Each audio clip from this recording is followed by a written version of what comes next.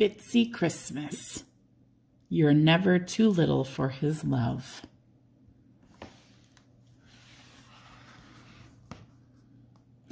Bitsy, watch out! Itsy grabbed his little sister's tail and pulled her back just in time. The big wagon rolled past and splashed them with mud. Be careful, Bitsy. You don't want to get run over. Bitsy jumped back and gulped. Her big eyes grew even wider. I've never seen Bethlehem so busy, she exclaimed. People everywhere, wagons rolling, cows mooing, donkeys pulling, and camels. Did you know that camels spit? Bitsy stepped away from the camel nearest her. What is going on, Itsy? Follow me and I'll show you, the older mouse replied.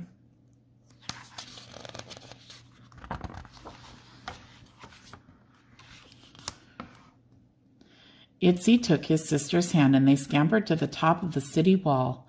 It is time to count all the people. Everyone has to go to their hometown and sign the big book. Bitsy looked around. This is a big day for Bethlehem. Big day indeed, said a deep voice behind them.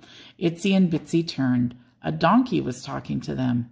The mice were on the wall so they could see him face to face. Whoa, you're big, said Itsy.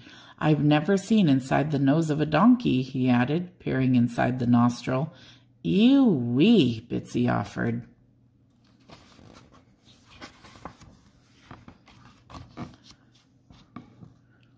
Who are you? She asked the donkey. I'm Daniel from a faraway town. Are you here to be counted? No, he said very slowly. I am here because of the king. What? Haven't you heard? The king is coming to Bethlehem. But Bethlehem is an itsy-bitsy town, Bitsy exclaimed. Why would a king come here?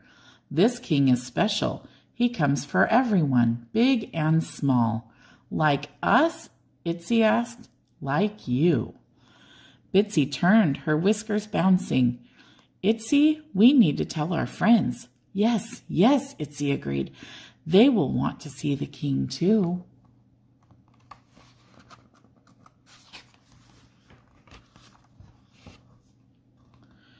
The mice dashed between feet, hooves, and rolling wagon wheels and ran toward their stable. They scurried under the gate, up the stable post, and onto their favorite rafter. From their high spot above the floor, they could see all their friends. Ruthie, the mama horse, was the biggest. Rowdy, the rooster, was perched on the rail. 6 sheep were crowded in the corner. Charlie, the cow, grazed on some hay. Grumpy, the goat, sulked in another corner. He never smiled. He was always mad at someone.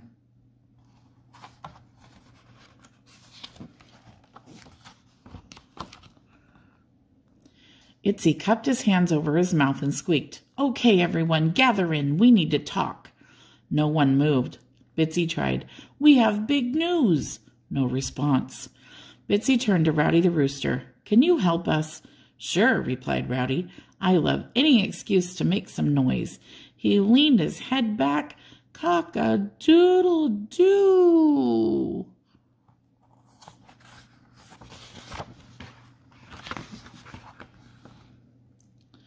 The animals lifted their heads. Hey, groaned Grumpy the goat, knock it off. I'm trying to nap.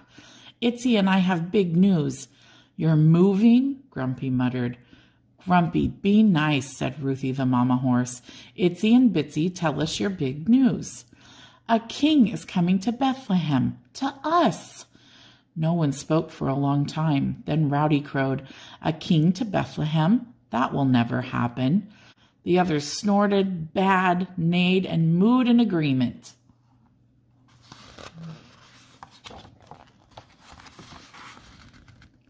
Kings come to important places, offered the sheep. And to important people, agreed Grumpy, not to places like Bethlehem or to mice like you. Itsy and Bitsy, Ruthie the mama horse spoke up, I'm afraid this place is too common for a king. No king would care about us. Itsy looked at Bitsy. Well, Bitsy and I are going to find the king. Good luck with that, chuckled Grumpy.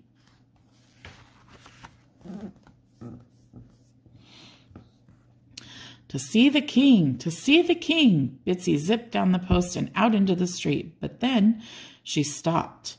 Itsy, where will we find him? Itsy paused for a moment, placing his finger on his chin. Well, let's go where the important people go, to the city gate. Off they went. The leaders of the town sat at the city gate making decisions. Bitsy spotted a wise owl sitting on top of the gate.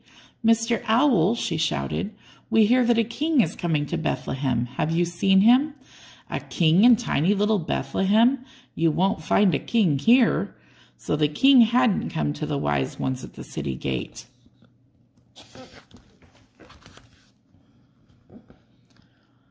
I know, Itsy offered. Let's go where the camels live.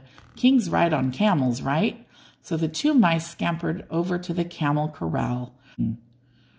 Mr. Camel, shouted Itsy, we are looking for a king. Have you seen him? Silly mouse, I've carried some very rich and important men in my day, but I assure you they didn't come here. Kings don't come to common places like Bethlehem. But we talked to a donkey and... Humph! Never trust a donkey, snickered the camel. Itsy sighed. Where else can we look? Well, let's look everywhere, said Bitsy.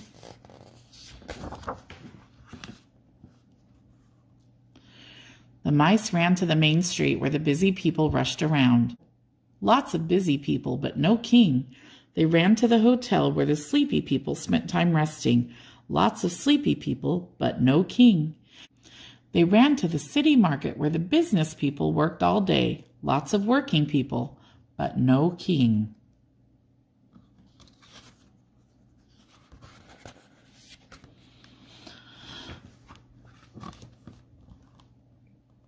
Finally, Itsy and Bitsy began to get tired. It was getting dark.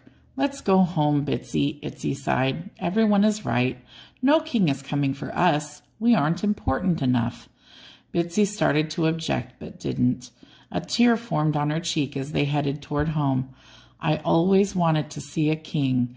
Now I guess I never will.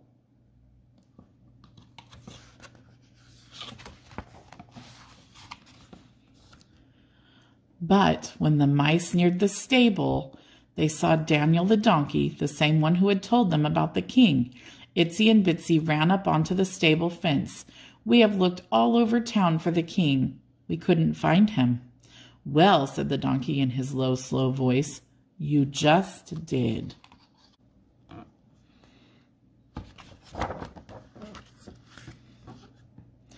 Daniel motioned with his head to the center of the stable where all the animals stood in a circle. The two mice scampered up a fence post and looked.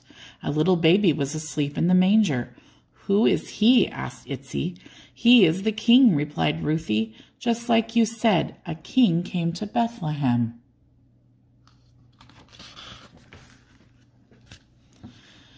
His name is Jesus, explained Daniel the donkey.